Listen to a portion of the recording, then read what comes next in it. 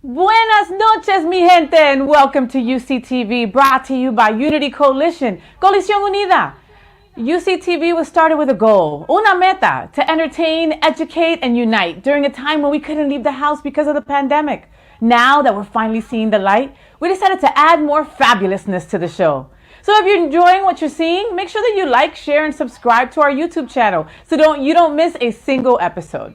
Yo soy FayWhat, and on today's show, we're going to discuss a topic that has affected so many people around the world and showed no sign of discrimination.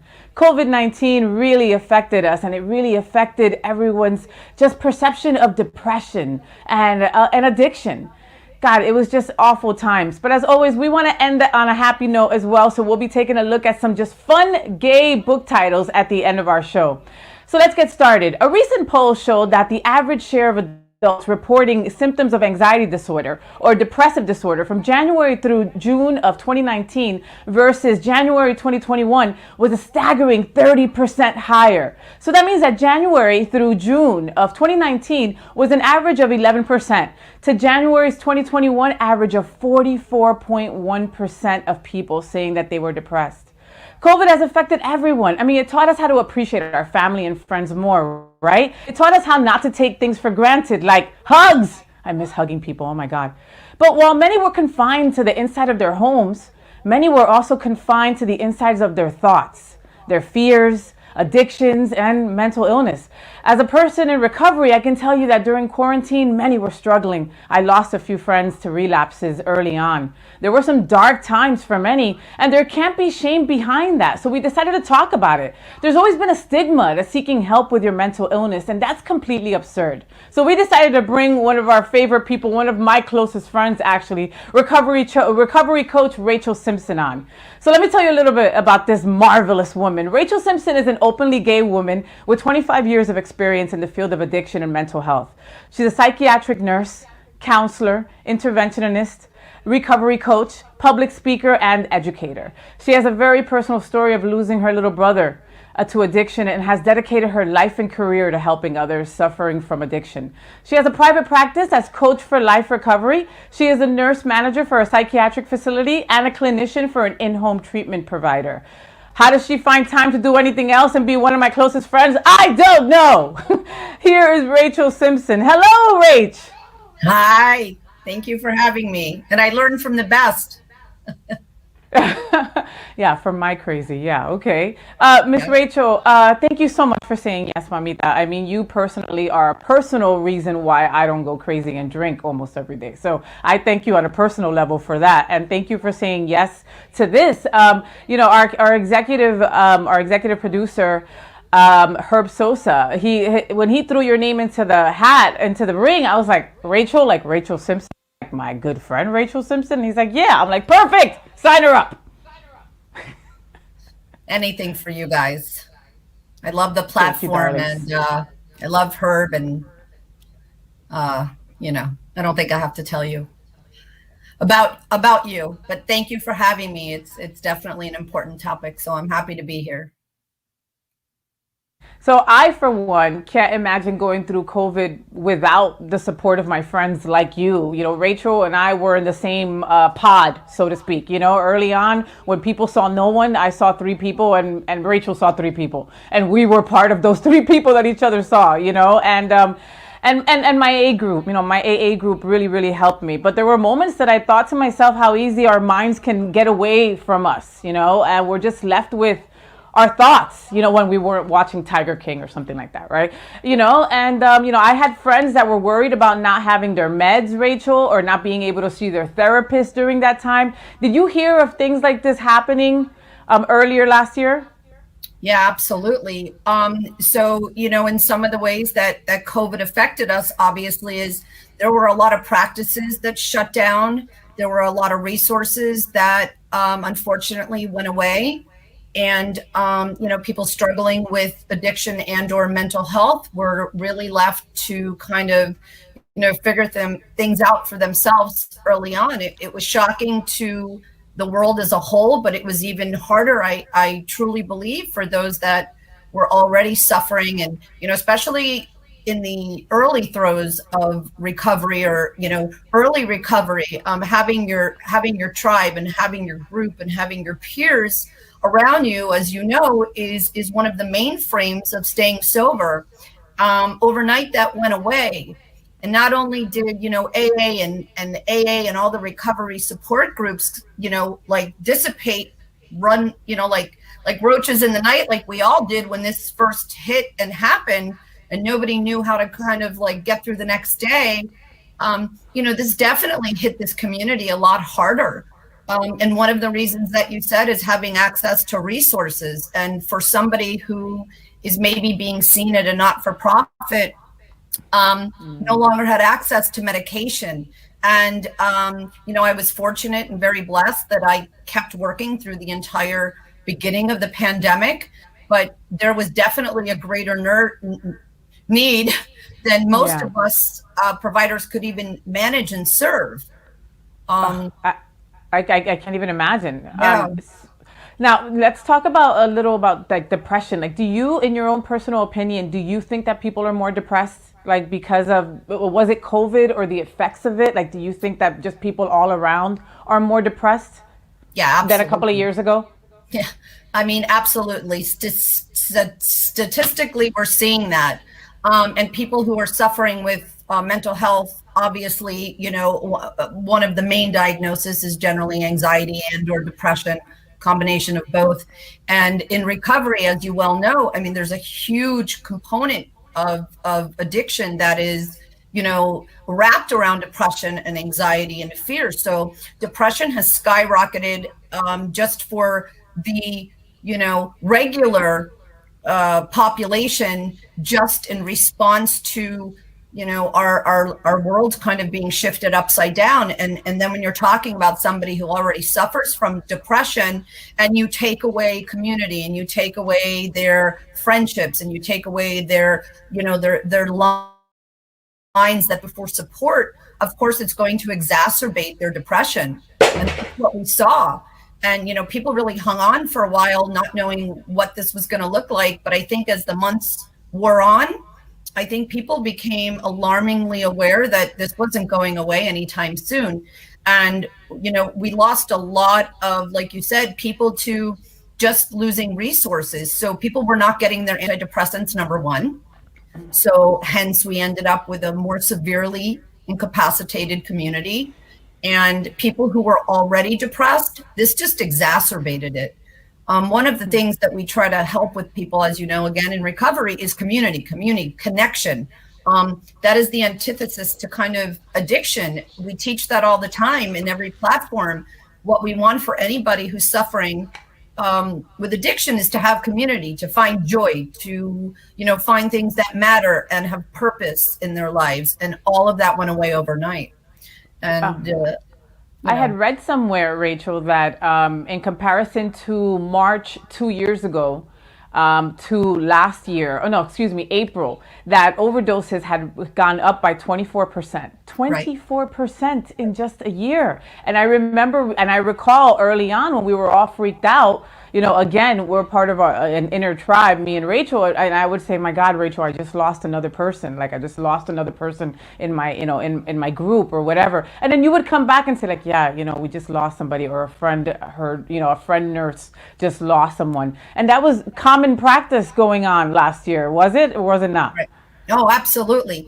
And so one of the things we know about overdoses is that they tend to happen when people are in, as you know, already in recovery. The tolerance has shifted, and people are no longer using, they're no longer drinking, they're no longer using, the opiates and other obvious, drugs of choice.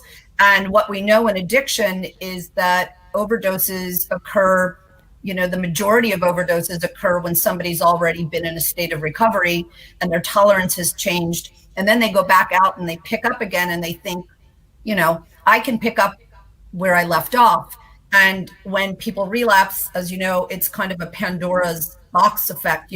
One is not going to be enough. And an alcoholic's not going to be able to have one drink when they're in peril or fear and kind of freaking out. Oh my goodness, COVID, I don't want to do telehealth. And that was one of the biggest things I heard as well. I'm tired of telehealth. Like, I need somebody in front of me, next to me. My clients, my private practice clients, my, clients within some of the institutions that I work for, that was their main concern and their main kind of, complaint is that I'm really tired of telehealth. I'll take it, but I'm tired of telehealth. And after the telehealth call and there was nobody there to kind of hold their hand, that's when they would pick up, and that's when they would unfortunately overdose. And that's when we would lose them. Because as tolerance isn't the same. And once they start, now here we have the perfect storm. They're drinking or drugging again and they're alone and there's nobody to help them. And if they don't pick up the phone and call for help, which is another thing that, the addiction of kind of paralyzes you from is asking for help and reaching out. And that's why A and N and all those support groups work so well. Because people check on each other, but everybody was in so much fear. Everybody was kind of in their own demise of losing jobs and losing homes, and was my check coming, and what was going to happen tomorrow, and people that were sick, and forgetting that everybody was severely affected by COVID in one way or another. Everybody knows somebody that got it. Everybody knows somebody or has somebody that has lost a life to COVID. So, it just kept piling on. And depression. And it's now I know that, because of me being in recovery, I know that your sickness progresses and you can stop drinking, but the second that you go back to it, you're basically picking up where you left off. Right. Is that the same for depression? So depression works a little bit differently, obviously. In depression, we have clinical depression and we have situational depression. And when somebody's clinically depressed, the thing that helps them besides the therapy, talk therapy, and some of the other modalities is medication management. And so, serotonin, norepinephrine, dopamine are being affected when you have clinical depression. And medication is a huge component to keeping somebody stable. Mood stabilizers, antipsychotics, all of those kinds of medications. So when the medications go away, it's extremely difficult to stabilize somebody when there's not a lot of external support. So that's one piece of the puzzle. And when you're home alone, as humans, we are meant for connection. Like, we are all social beings. There's a lot of loners out there. Lots of people that say that. But even at the end of the day, they were saying, like, this was enough. Like, being alone in my home, especially for people who lived alone, this was really disparaging. This was very difficult, and there was nobody to turn to. So, the amazing thing was that so many things shut down, and we constantly had this conversation in my field, is that alcohol delivery kind of never seemed to go away. Never did it. You can get Uber Eats and a bottle of vodka just like that, but you can't get your meds. Right. And neither did drug dealers. So let's be real. So people were reaching out in those capacities versus, reaching out to somebody, because everybody was kind of in their own situation. And people are often afraid to ask for help and bother somebody. You hear this all the time. Well, I didn't want to bother you with my problems. I didn't want to sound like a nag. And, I scream all the time to my clients. I'm like, call me, text me. If you text me 911, I'm stopping what I'm doing and I'm showing up. And I know that everybody in a support program understands that philosophy. Like, we need to be there for each other. And especially the way that COVID kind of engulfed this community, providers really needed to be kind of much more aware of the needs of this population. And, again, resources were diminished, not-for-profits were gone, therapists were no longer practicing, doctors shut down. It was very, very, very difficult to continue to contain and manage, depression for all people, let alone people already with, depression and addiction. Definitely just way too difficult. And we lost. And you know that And we lost a lot of people. Like you were, I mean, we lost a lot of people. And, you know, it's hard to, like, and you touched on something that is just so true. It's so hard to ask for help. You know, why is that's still such a stigma when it comes to mental illness? Why is it bad to say, hey, I'm depressed, but I'm more depressed than usual, or something's just not right?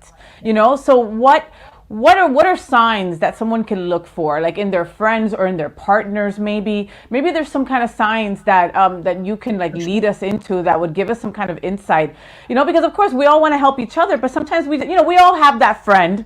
We all have that friend, Rachel, right? With the gray cloud over them all the time. Life sucks. We do. You and I do, right? And it's like, woe is me. If you had my life, blah, blah, blah. You know, so how do you tell the difference, mama? You know, like how do you tell the difference with someone that's just, and in the gay world, we're dramatic. So how do you tell the difference between somebody that's dramatic? No, I'm not. I wasn't calling you that. Maybe I was. But, you know, how do you tell the difference? I think it comes down to, I mean, the reality of knowing the people that are in your life and in your family and in your tribe. I mean, and this is one of the hardest parts of COVID, and this is also completely paralleled to one of the hardest parts of addiction is isolation. And so when people start isolating, okay, so where's the divide between COVID isolation and addiction and depression isolation? And that's a really tough one. So I kept saying to people I knew is that, you know, you have to be proactive, check on people that you're not hearing from. People tend to shut down when they're already in relapse mode in their head, or the depression has gotten, you know, unbearable, and those symptoms don't seem to abate, and people are just feeling overwhelmed. And, you know, the message sometimes internally is, you know, I'm not worth that phone call, and nobody wants to hear this. And so I think it's all our responsibility as a community to check on each other, even the strong ones, even the U's and the I's, you know.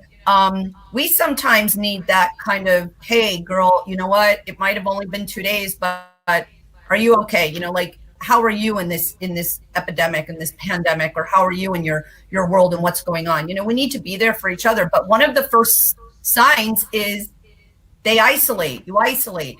They stop calling or they stop answering the phone. That's always been a typical warning sign for relapse. If you're living with somebody, what do you recognize in their behaviors? Again, are they isolating? Have they stopped talking? Are they pacing? Are they more irritable than usual? Are they more talkative than usual?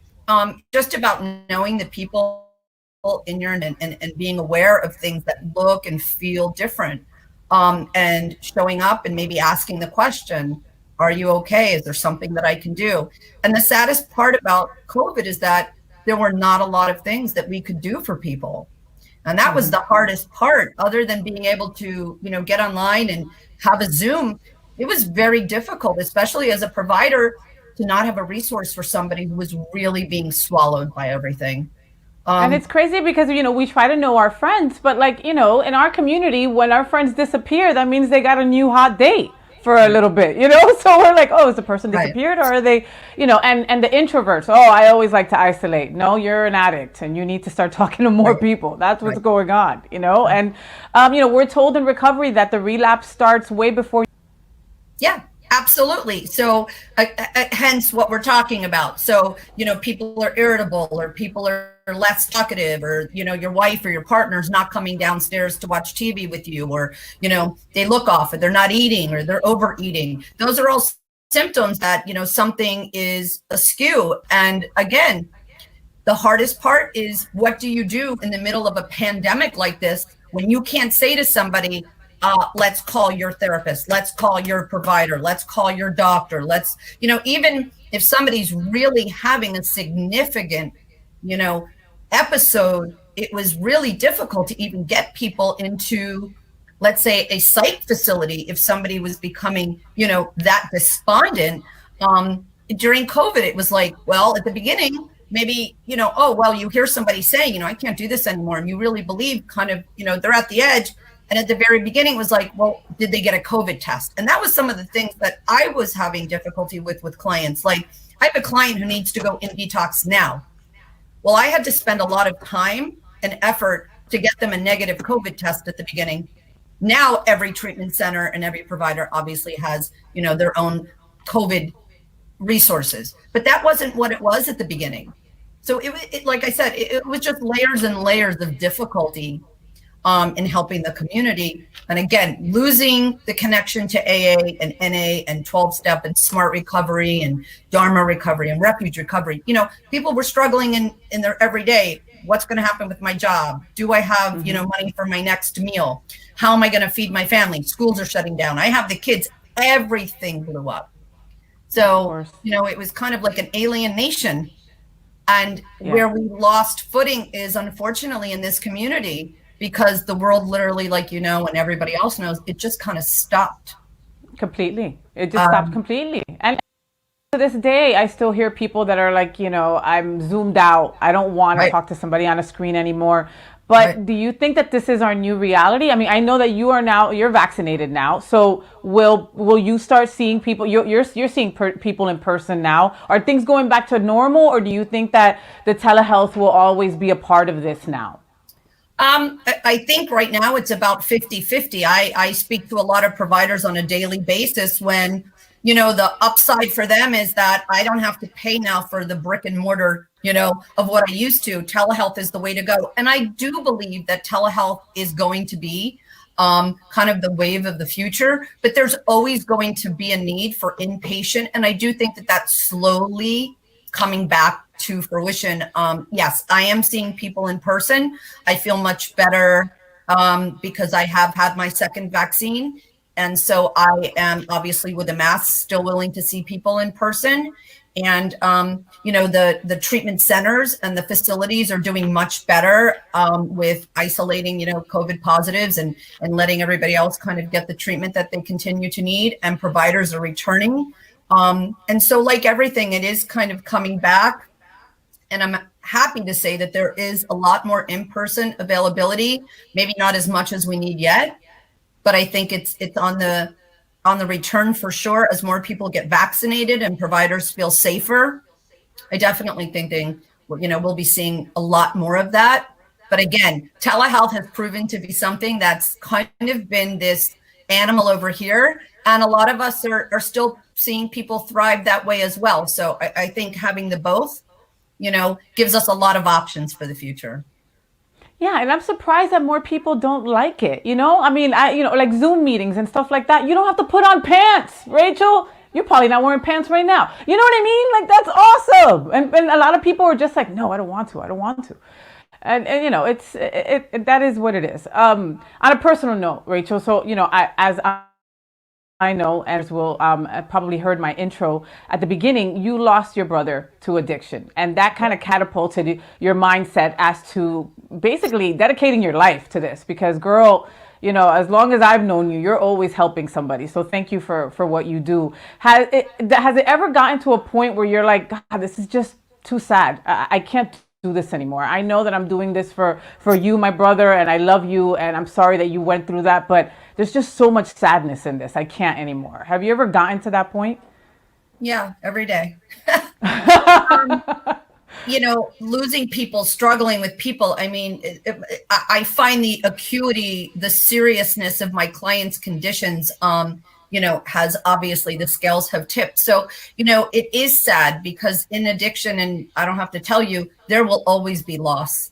But regardless of that being said and that being true, for somebody like me, I can't do anything else. I have a mission and I have a role in this life, and, it is in his honor, but I've also found a place where I know that I can be effective, and I've seen lives turn around, and I've been there for those miracle aha moments. And, as I say them, and everybody who knows me knows, the hairs on my arm, there's not too many, but my buzz, it stands up on a daily basis, like half a dozen times at least.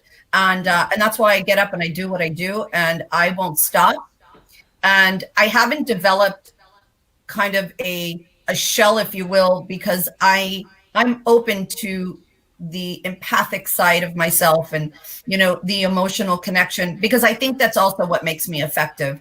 I'm not just somebody who's sitting here spewing things that you need to do to get better.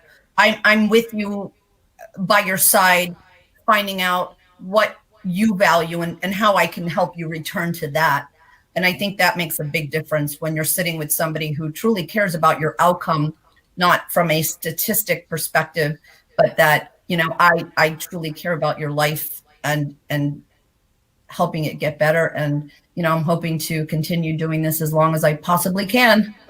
Well, and I have to attest to that, Rachel, because we've had a conversation where I've said to you, go get a regular job, right? Haven't I even said, like, go just be a regular nurse? Why put yourself through this? And you're like, this is where I have to be, Faye. That's always been your answer.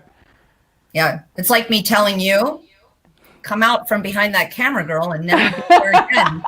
So, well, we wouldn't live in a world without us behind the camera. In front of as you know, I tried that and it didn't go. So I tried to stay away from the camera. It keeps on calling me back. Because it needs you. You're too beautiful. Thank you, Miss Rachel. So, in closing, some words to someone that's struggling, someone that maybe doesn't know if they might need some outside help with their mental illness, or someone that maybe thinks that they might have a drinking or a drug problem. What would you say to them right now? My first thing would be, if you've even had that thought or that question come up, chances are there's something that needs to be addressed. So reach out, ask for help.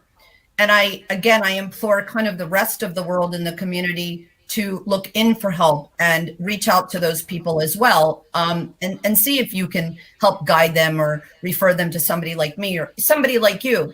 But definitely, if you're having that thought and if you've ever questioned that, chances are pretty good something's going on. And follow through, follow up. Your life is worth saving. Your life is manageable and it can be better. And the program, whichever way you kind of encompass it, is a beautiful, beautiful thing. And it's a gift to get sober. And it's a gift to not have to wake up in despair every day. And it's possible. Yes, ma'am. And you know what's a gift? Your butt. You're a gift. I freaking love you, Rachel. Thank you for being you. And thank you for saying yes. And I love the fact that your background says faith and love. Like, how perfect is that? Jeez. Yep. Well, I think isn't that gorgeous? I love that. Look, and you're looking back because, of course, you didn't even know. And hope. Hope. Yeah. Well, Rachel, can we have you back on the show in the future? There's so many more topics that we can get into. Oh my God. Yes. My pleasure, of course. Absolutely. All right. Thank you very much. So make sure that you check out Coach Rachel. Go check her out on her Instagram. Her Instagram info will be on your screen. Thank you, Rachel. Today's episode was not one that was easy to swallow. Our topic today was not easy to swallow, but it's a reality that we have to understand so we can support our friends and family. Like Rachel said, people are suffering through these times and no one has to suffer alone. Something that somebody told me when I first got sober was that suffering is optional. And it's so true. Thank you, Rachel, for joining us. So I want to remind you all that UCTV could not be possible without Unity Coalition, Coalition Unida, representing Latinx, Hispanic, and Indigenous LGBTQ leadership and pride in equality, education, and empowerment since 2002. So take our online survey and tell us how we're doing, what we can do better, and what you want to see for 2021. You will also qualify to win some UCTV vintage swag. So realiza nuestra encuesta en línea. Dinos cómo estamos haciendo, cómo mejorar y lo que quieren ver como programación en este nuevo año. Calificarás para ganar un regalo de UCTV. So go check out unitycoalition.org, siempre ayudando nuestra comunidad. Next, I want to remind you about our micro giving fund. The Unity Coalition, Coalición Unida's micro giving incubator fund is about community building, startup support, and hope.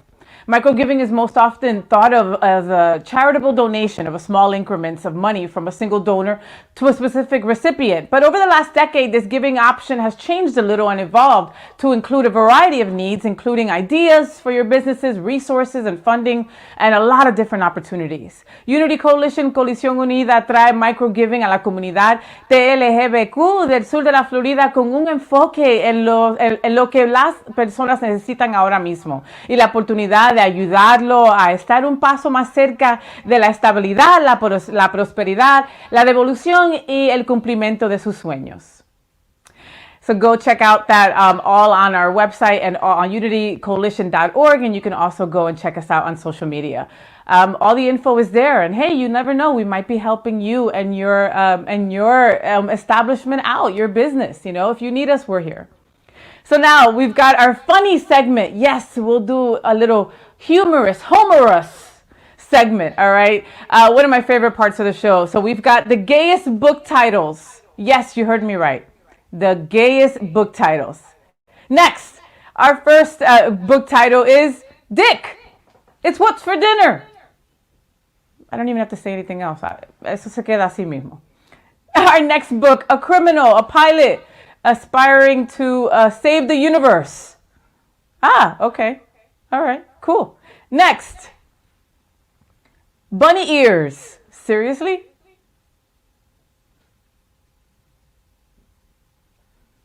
What is that? Snow. Oh, hello, Ethan Day. What is Snow Ho? All right. Boone Daniels seems to have trouble finishing things, along with half the dozen or so novels he started, only to abandon midway through. His love life could be best described as a series of drive-bys. All right, I think I want to see that. Snow Ho. I love that. All right.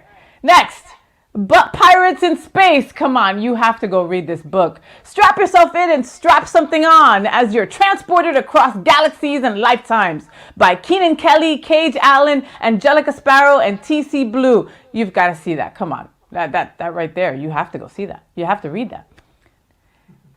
Tertus Interpretus.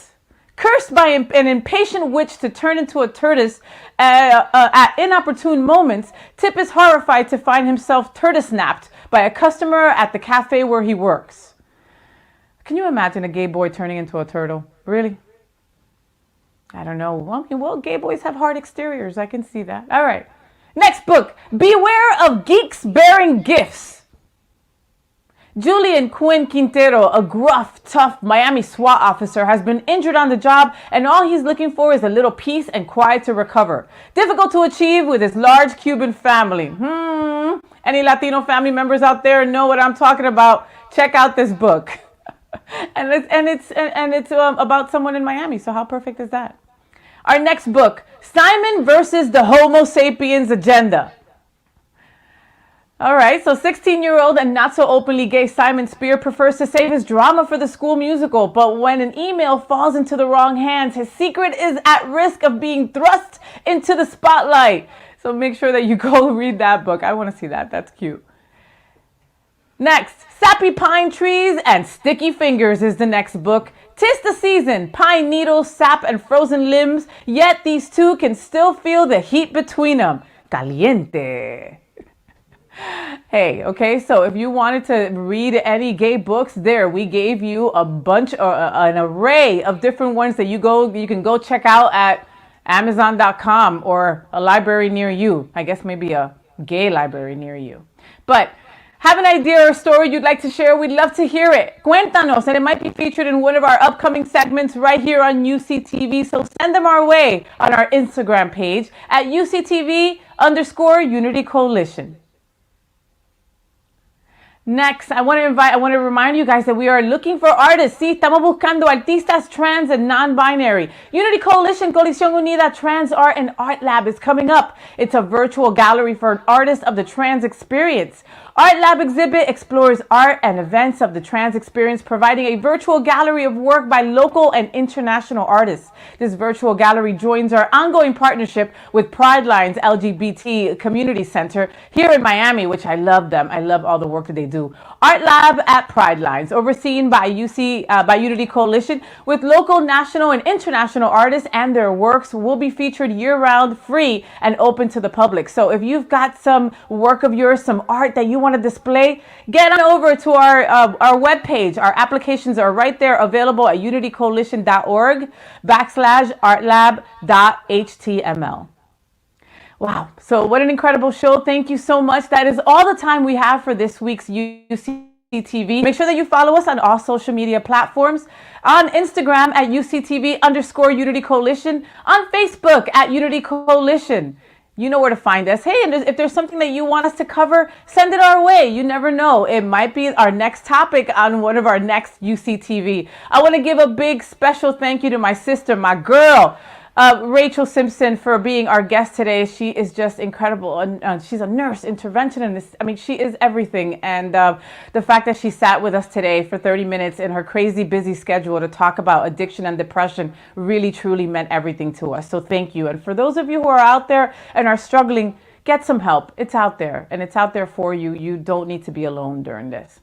And of course, we want to give a big, big special thank you to all of those behind the camera. Luisito Flores, our producer and director. David Fernandez, our project manager. And our very own Herb Sosa, executive producer, for doing all that you do. Thank you, thank you, thank you. You guys are all exceptional, and I couldn't do this without you. Join us next week on our show. Our very own Samantha Latois will be hosting, and she will be hosting an Don't forget to share, subscribe, and like us on YouTube, Facebook, and on Instagram. Yo soy FayWhat y los veo la próxima semana aquí mismo on UCTV. Peace out.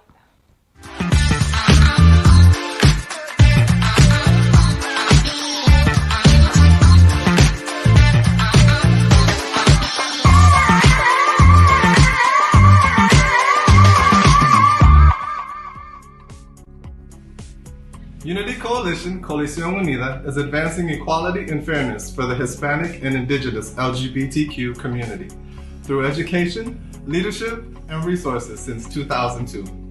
UCTV, our weekly online show, bringing you all the best of our organization, the LGBTQ plus community, and our allies. Celebrate Orgullo Esta Flores Hispanic and Indigenous Pride Festival. 15 días llenos de arte, cultura, comunidad, música y mucho más. Every October, Celebrate Orgullo. Unity and diversity. Elevate. A day of workshops, tools, and being nicer to yourself, each other, and the planet. Hey, what are you doing? I'm being nicer to you, Houston. And the planet. And the planet. Every year, we celebrate our Trans Art Conference and Art Lab Gallery for the trans and non-binary community. all inclusive. Our microgiving incubator fund provides funding and mentoring for startup businesses and continued education to help you achieve your goals. Giving back. Not only do we support our community in South Florida, we also do work in Colombia and into South America. Con recursos comunitarios, mucha ayuda, educación para nuestra comunidad más vulnerable, estamos también dando equipos de bioseguridad, pero sobre todo mucho amor. Unity Coalition, Coalición Unida, es tu organización for the Latinx, Hispanic, Indigenous, and LGBTQ communities. For more information, go to unitycoalition.org. That's unitycoalition.org.